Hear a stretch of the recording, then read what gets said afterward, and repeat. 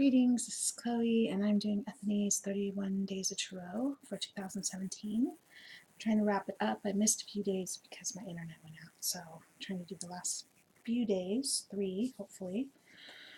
All right, so day 29. I probably am stuck on some deck, but half my stuff is in packing, so I'll just put out there one last time that I am coming back to tarot after not really focusing on it as a main divination tool for some time, and so there are some cards in general that I am getting back under my belt. I found I have remembered a lot, but that there's quite a few cards that are tricky for me. So most of my readings are empath based with intuitive stuff, and then the cards are just kind of helping me piece the things that I feel during the reading together. So I don't really have a deck that I'm planning on getting rid of because I'm not getting with it, and I find a few right now a little bit where I'm getting kind of blank spots. So when I usually do readings for clients, it's more I'm using my Druid Animal Oracle. I'm using the Lenormand in smaller spreads, not the Grand Tableau, but like the smaller ones I can do fairly well, or very well. And I have an OAM deck on discs I also use. So I'm using those things that I have a very good flow with when it comes to connecting with seekers and those looking to see an alternative view of their occurrence and opportunities around them. So yeah, that's all I have to say on day 29. The only other thing I can think of is that my Fairy Oracle by Brian Froud, I mentioned earlier that for myself, reading it for myself works pretty well, but for reading for others, I'm not connecting very well with the light-based fae that are in that deck when it comes to reading for seekers, who are people who are seeking readings. So that's the one deck.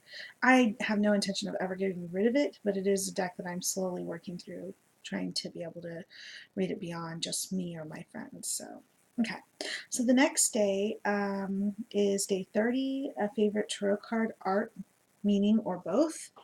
And we're focusing on tarot. So one card that I have anywhere from 5 to maybe close to 10 cards I tend to look for in a tarot deck if I'm going to get it. The art has a lot to do with it.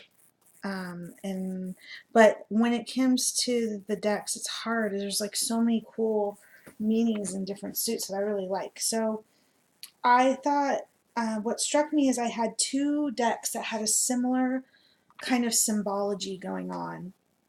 And I need to look at some of my others to see if it's there too, but these were 2 that had almost identical symbology but totally different looks.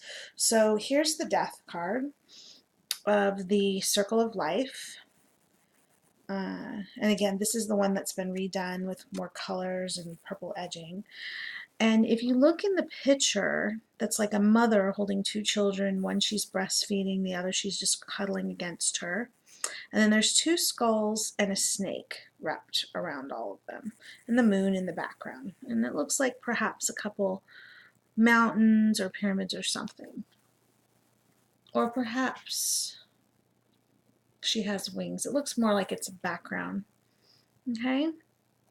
So my other one is the Dreams of Gaia, and it also has skulls, a snake, and a babe in the center, and an egg. And again, the snake wrapped around them all or touching everything. And instead of the moon, the light is coming from the child. So it's a little bit different, but there's some symbols still carrying through on both. The skulls are in both. The babe is in both. The snake is in both. So I found it so interesting. They're very different, but there is some underlining symbolism that is going on there. And honestly, I did not pick this deck for its death card. I didn't even know what it looked like when I picked it. And I just thought it was interesting that I picked 2 such different art types that had similar symbology going on for the death card. So yeah. All right. Um, and for me, it's that whole the death card, like it says on this one, is death and rebirth. My other card that I really like in decks, I love the Three of Cups and its aspect of sharing and support and maybe celebrating, depending on the artwork and what's going on. Another deck card I really enjoy is the Ten of Swords. To me, that sometimes is a possible death card, but in this case, it's like really just something ending. There's no going back. There's no new start. It's just ended, and yeah, it's usually not a good card to get. And usually I'd have to get a couple other cards to really hint that it is like a death. And usually it's a death that's already occurred, not a death that's coming. So yeah, and I'm not one to predict death, but I've noticed that the Ten of Swords for me is usually an ending that has had no wiggle room of getting out of the situation, and it was, yeah, totally changed everything. Or someone has gone from someone's life and will not be returning. So the death card, however, is more about that transformative death where you're coming to an ending and it's going to lead to a rebirth and a new phase of life, a new level of awareness. Who knows? But this death card has a different meaning to me. The Major Arcana death card has a different meaning to me than the Ten of Swords feeling I get with that kind of death or wounding, which there's no coming back from when I get those. So yeah, those are my, I'm picking that as a favorite tarot card, art or meaning or both. I really love the art. I really like the symbols. Beautiful cards, very rich in color. They're not my absolute favorite decks, but when it comes to these similar symbols and the art that's depicting, I do like them a lot. There's the ones that are sticking out to me or really poking out to me the most right now. Okay, and then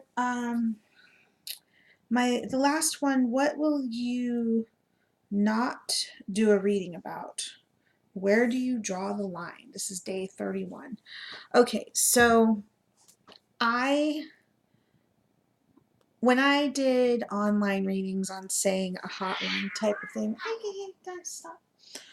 So the cats get a little rowdy at night. When I did online readings, I had to take whatever question or whatever anyone wanted me to read for them is required. You have a little bit of wiggle room on choosing what kind of readings you do. Mostly it's like if they're respectful and they're straight with their question, you pretty much had to read for them. The readings I choose not to do on my own website or for myself as a choice of what kind of readings I do and don't do is I don't do third-party readings. Like I wouldn't. It's always weird for me when someone's like, I want to know what she's doing, who she's with right now, if she's dating anybody, what she eat, weird questions like that. It's not good. It's kind of a obsessive behavior towards someone you're no longer connected to or that you've broken off from and you should be focusing elsewhere. It's spying, it's stalking, there's so many different levels to that. Yeah, I don't do third-party readings. Now, if it's a parent wanting a reading on a child to get a fix on, say, some school achievement or health issues. I mean, I don't diagnose health issues, but if I can tell they're going to be doing better, or maybe you should go see the doctor or whatever, just to check certain things, maybe I do that kind of reading, but I don't. Basically, would you want somebody you broke up with or no longer want to be associated with go to a reader and say, hey, I want to know what's going on in her life right now so I can get a sense of whether she's still thinking about me or she's still, into me or whatever else, or just how can I get back involved in that situation again? You wouldn't want someone to do that to do, so why would you seek a reading for someone else like that? And then I don't do readings about the sex of a baby. I also don't do the lotto readings, and I don't, basically, if I don't have permission of the person, I don't read it. Now, if I'm curious about something that's happening in the news or a political figure or something like that, I might read for that. I might read for that. But it's usually a private reading and I don't go sharing it with the public. I just read it and I'm like, okay. If my friends or family ask me, hey, what did you get? Because I know you like to do readings on things happening here and there that catch your attention and to get a gauge on how things might affect stuff. What'd you think? What'd you get? Do you got a good feeling on it, or do you think it's a negative situation? You know, I might do that, but I don't put out forecasts for the rich and famous or things like that. No. So yeah, those are the topics I will and won't read on. Yeah, I won't try to diagnose anything. I'm not a medical intuitive. There is training for that kind of thing, but I'm not trained for that. When I do empath reading, I do get physical impressions. I can feel where there's stuck things. So maybe I might advise someone to go to a doctor and get checked out and see exactly what's going on with them. If I feel that there's an unhealthy area of the body, I might say, hey, this side feels heavier, or whatever feelings I'm getting, I'll convey and see if that description helps them talk to their doctor or psychiatrist or whoever they're going to see. But I won't diagnose anything or say this is what you need to do. You know, aside from general guidelines of living healthier, eating better, things like that, yeah, it's not my place. I'm not trained in those things like many. So yeah, drawing the line in those kind of things. Now, I've heard some people do spell work and things like that. If I'm working with someone to further along their spiritual path within paganism or druidic, whatever it is that I have experience in, then I might help them with that kind of work. But they would have to be the ones doing the actual current and energy manifesting spell work or ritual work or whatever. I can help them learn how to do it. I can help a person, you know, that aspect, helping them learn to do for themselves, but I won't do that for them. However, if I do feel someone in my family's in danger or something else is going on, I will do certain workings for them, but normally not for a client. I can give them advice on how to learn it. I can help walk them through practices, but I would expect the person to be willing to do it themselves, because there is a karmic weight that goes on a person when you participate in those kind of things. Yeah, it's kind of a touchy subject, and I would have to go through my own process that I go through to decide whether I will participate in such things or not. Most of the time not, because most people don't understand what they're asking when they're asking for that kind of stuff, what kind of responsibility and backlash or whatever can come from those kind of spiritual workings or activities. So yeah, just is that it? Yeah, what will I not do in reading? Okay. Yeah, so that is days 29, 30, and 31. This has been a lot of fun, and I had such a blast. I'm sorry that I'm doing this last bit in the on February 1st or 2nd here, but like I said, my internet was out, and I've been just trying to get these downloaded as soon as I could. All right. I will be doing some vlogs, some musing vlogs on edging and trimming decks that I've done recently, and I have some interesting ideas I thought I'd do some vlogs for. Yeah, that's all I have to say. Thank you for letting me participate. Thank you for watching. And again, if you have any comments or questions, you know what to do down below. I will get back to you as soon as I notice someone's commenting. And I hope you all have a great... Hey, we're in Blanc, so end of winter, beginning of spring season. Peace out.